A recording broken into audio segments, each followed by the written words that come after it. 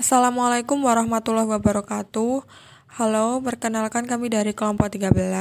Saya Lutfiana Rahmawati bersama dua rekan saya, Arifah Najwanisa dan Resti Ayu Febriani. Pada kesempatan kali ini, kami akan menyampaikan sebuah presentasi tentang filsafat ilmu menurut Sir Iqbal Muhammad. Mari kita mulai presentasinya.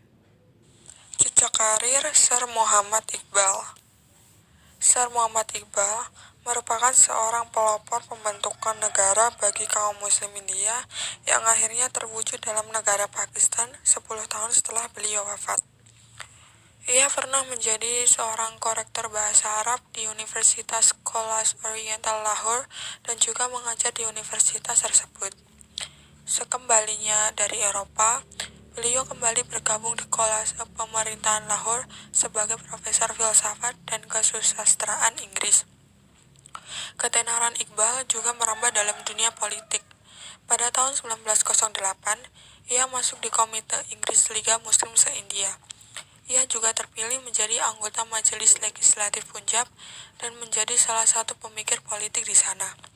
Pidato Kepresidenan Liga Muslim India tahun 1930 menjadi dasar konseptual bagi pembentukan negara Pakistan meskipun beliau tidak menyebutkan nama Pakistan secara eksplisit. Sebagai seorang pemikir, Sir Muhammad Iqbal sangat prihatin dengan keadaan kaum muslim India, sehingga ia mengajukan konsep pembentukan negara bagi golongan kaum muslim.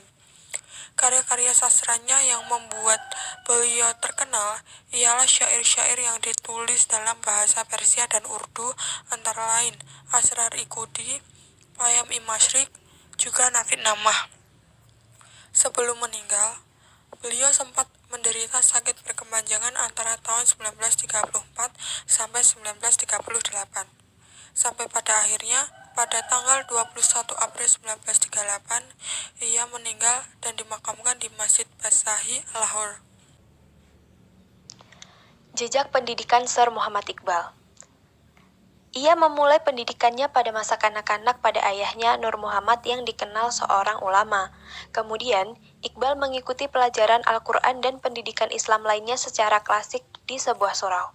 Selanjutnya, Iqbal dimasukkan oleh ayahnya ke Scotch Mission College di Sialkot agar ia mendapatkan bimbingan dari Maulawi Mir Hasan, teman ayahnya yang ahli bahasa Persia dan Arab.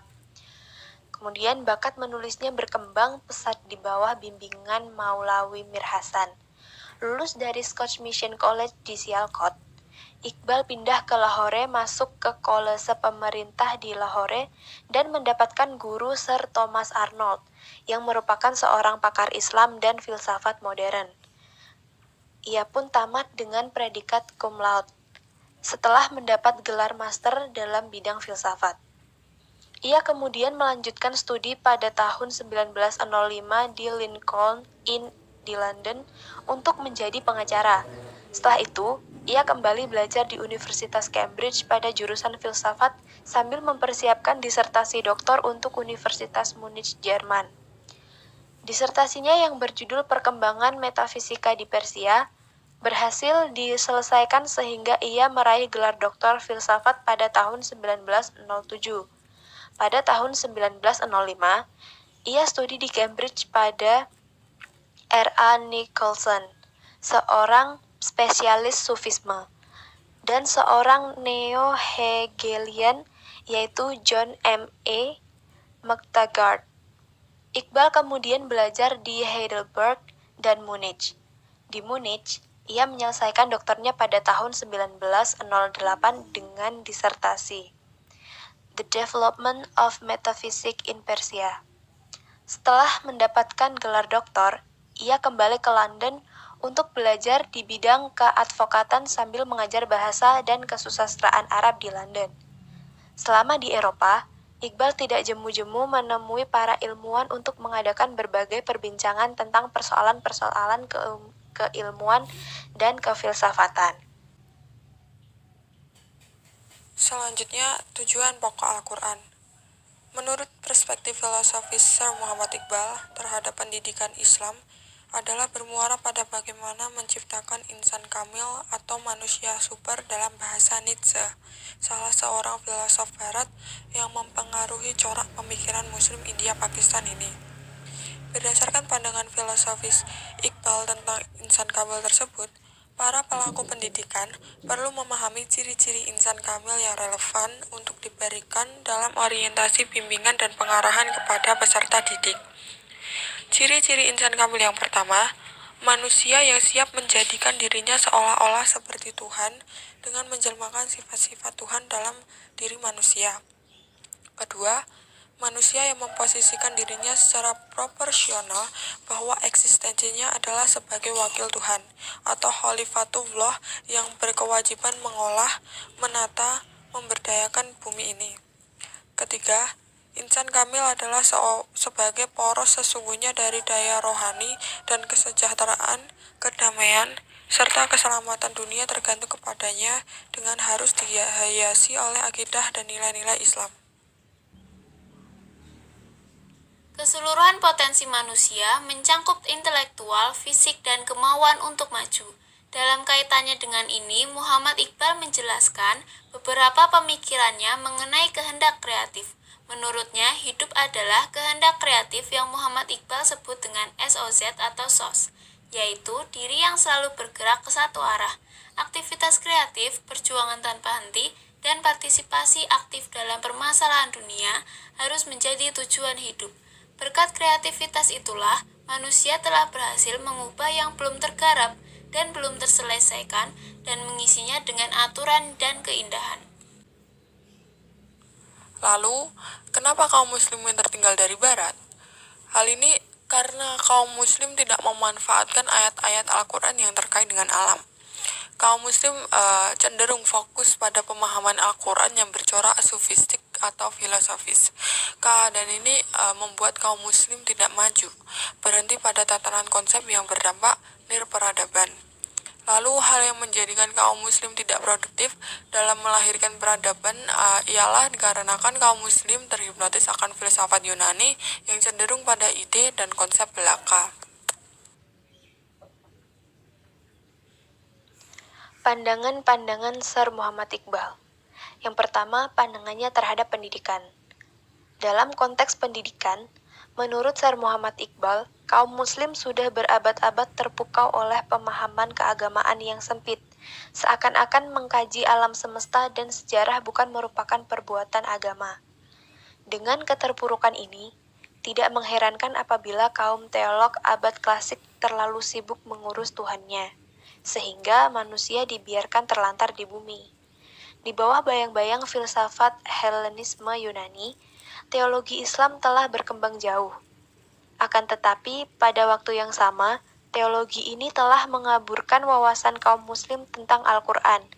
Akibatnya, lembaga pendidikan dituntut untuk menggali kembali makna intelektual, estetik, dan moral dari kegiatan dan minat kehidupan sehari-hari serta meningkatkan penggunaan akal sehat dalam menanggulangi masalah-masalah kehidupan sehari-hari.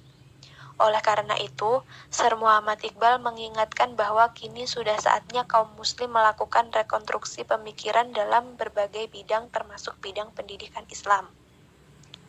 Secara kontekstual, seluruh pemikirannya mengisyaratkan perlunya rekonstruksi dalam bidang pendidikan Islam. Kendati secara tekstual, Iqbal tidak pernah menulis karya utuh yang berisi teori atau filsafat pendidikan dalam melakukan kritik terhadap sistem pendidikan yang berlaku pada saat itu. Namun, kita bisa memahami gagasan dan pemikirannya melalui bait-bait puisi dan sajaknya. Pemikiran-pemikiran Iqbal yang tercermin dalam uraian maupun sajak-sajaknya tidak saja memberikan pengertian wawasan yang luas dan lengkap mengenai hakikat pengertian pendidikan, tetapi berupa pula kritik dan gagasan yang orisinal dan mendasar mengenai aspek-aspek pendidikan dewasa ini. Baginya, pendidikan adalah suatu keseluruhan daya budaya yang mempengaruhi kehidupan perorangan maupun sekelompok masyarakat. Meliputi prinsip dasar tentang konsep individualitas, pertumbuhan individualitas, keserasian jasmani dan rohani, individu dan masyarakat, evolusi kreatif, peranan intelek dan intuisi, pendidikan watak, tata kehidupan sosial Islam, dan suatu pandangan kreatif tentang pendidikan. Kemudian pandangan Sir Muhammad Iqbal terhadap toleransi. Sir Muhammad Iqbal mengatakan bahwa toleransi yang sebenarnya pasti tersirat dan memperoleh tempat pada setiap gambaran yang mengutamakan problem individualitas. Individualitas jika harus ditumbuh kembangkan secara maksimal bagi semua warga masyarakat dan dihadapkan pada sikap tidak toleran pasti akan gagal dan mengalami kehancuran, karena akan menumbuhkan pertentangan abadi dan menghalangi serta menghambat daya perkembangan. Sir Muhammad Iqbal dalam karya yang berjudul Bal-i-Jibril mengungkapkan dengan semangat sikap menghargai kepada kebenaran dan cinta kepada sesama umat manusia serta menolak sikap yang membabi buta berdasar kepada loyalitas, ajaran-ajaran yang sempit serta mementingkan golongan masing-masing. Toleransi menurut Sir Muhammad Iqbal adalah toleransi orang yang beriman, penuh percaya diri, dan dijalin dengan rasa kasih sayang disertai kesadaran dan menghargai sifat-sifat yang dimiliki orang lain. Hal ini juga diungkapkan dalam beberapa syairnya. Pandangan Sir Muhammad Iqbal terhadap perasaan. Sir Muhammad Iqbal meyakini bahwa intuisi sama dengan kemampuan untuk memperoleh pengetahuan lain. Karena hal ini berhubungan dengan masalah perasaan, tetapi tidak sampai kepada subjektivisme. Perasaan pada dasarnya memiliki ciri khas yang bersifat kognitif sebab sama objektif dengan penglihatan. Seorang sufi berawal dari pemahaman realitas tertinggi dan cenderung memberi batas fungsi intuisi pada diri sendiri, maka menjadikan intuisi lebih dekat kepada pengalaman biasa dan dari intuisi tentang diri bergerak kepada intuisi mengenai realitas mutlak. Intuisi menunjukkan hidup sebagai ego yang bersifat fokus. Pengetahuan ini adalah petunjuk langsung tentang sifat realitas yang sesungguhnya. Faktor-faktor pengalaman menghasilkan kesimpulan bahwa kodrat realitas yang sebenarnya adalah spiritual dan diibaratkan sebagai suatu ego. Tetapi aspirasi agama lebih tinggi daripada filsafat. Filsafat adalah suatu pemikiran intelektual mengenai benda-benda sebagai suatu konsep segala sesuatu dan berbagai keragaman pengalaman ke dalam suatu sistem. Filsafat melihat realitas dari kejauhan, sedang agama mencari hubungan yang lebih dekat dengan realitas. Kemudian, pandangan Sir Muhammad Iqbal terhadap dunia. Realitas berubah melalui suatu evolusi yang secara terus-menerus mewujudkan bentuk-bentuk baru. Setiap realita bersifat organis merupakan kehidupan yang berpusat pada suatu pribadi kosmis, yaitu Tuhan atau Allah. Pusat kehidupan terdapat dalam diri manusia, yaitu perorangan atau individu pribadi tersebut.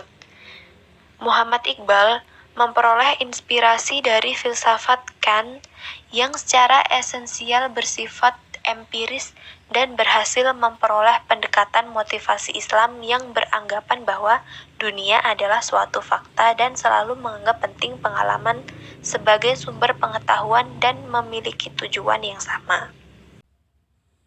Tentang ciri-ciri khas pemikiran Iqbal, sebagaimana dirumuskan oleh Abdul Hadi WM, ada 4 ciri-ciri, yaitu 1. Iqbal menggabungkan 5 ilmu dalam pemikirannya, seperti ilmu kalam, tasawuf, falsafah, sosial, dan sastra. Hal ini dilakukan dalam rangka untuk memahami ajaran Islam. Dengan demikian, ia menggunakan 5 perspektif ilmu.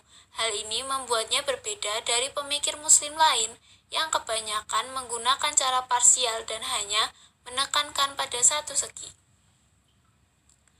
Yang kedua, Iqbal memahami kondisi umat Islam dan perkembangan pemikirannya. Ia tidak memisahkan falsafah dan teologi dari persoalan sosial budaya yang dihadapi umat Islam. Ini membuatnya menjadi seorang filosof dan budayawan yang berwawasan luas.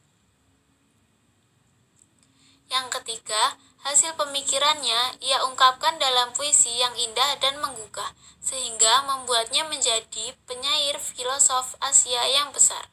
Di abad ke-20, pembaca yang tidak memperhatikan puisinya tidak akan menangkap keagungan dari pemikiran Iqbal. Yang keempat, Iqbal berpendapat bahwa penyelamatan spiritual dan pembebasan kaum muslim secara politik hanya dapat terwujud dengan cara memperbaiki nasib umat Islam dalam kehidupan sosial, politik, ekonomi, dan kebudayaan. Next, literature review. Dari hal di atas, kiranya dapat dikatakan bahwa paradigma pemikiran yang digunakan Iqbal untuk menelurkan gagasan rekonstruksinya adalah dengan menggunakan metodologi berpikir yang bersifat sintesis. Dia kiranya telah berhasil memadukan tradisi intelektual Barat dengan tradisi intelektual Timur dalam suatu paradigma berpikir. Namun demikian, upaya menyintesis pemikiran yang dilakukan Iqbal bukannya dilaksanakan tanpa sikap kritis. Dia senantiasa menyeleksi terlebih dahulu apa yang datang dari Barat, sehingga pemikirannya tetap komprehensif, mencakup Timur dan Barat. Bidang pendidikan telah menjadi salah satu agenda pembaruan intelektual Iqbal, karena dia melihat bahwa intelektualisme Islam pada waktu itu dapat dikatakan nyaris berhenti. Karena kaum muslim telah berhenti mengambil inspirasi dari Al-Quran. Diagnosis yang ditawarkan Iqbal untuk menyembuhkan persoalan ini adalah dengan jalan menumbuhkan kembali semangat intelektualisme melalui 3 sumber, yaitu sarapan indrawi, rasio, dan intuisi. Ketiga sumber ini, menurut Iqbal harus diambil dan digunakan secara serempak, tanpa harus mengesampingkan salah satunya. Inilah yang disebut berpikir Qur'ani. Apabila kaum muslim mampu melakukan berpikir semacam ini, revolusi pengetahuan dalam dunia Islam akan terjadi secara mengagumkan. Cukup sekian presentasi dari kelompok kami. Terima kasih. Wassalamualaikum warahmatullahi wabarakatuh.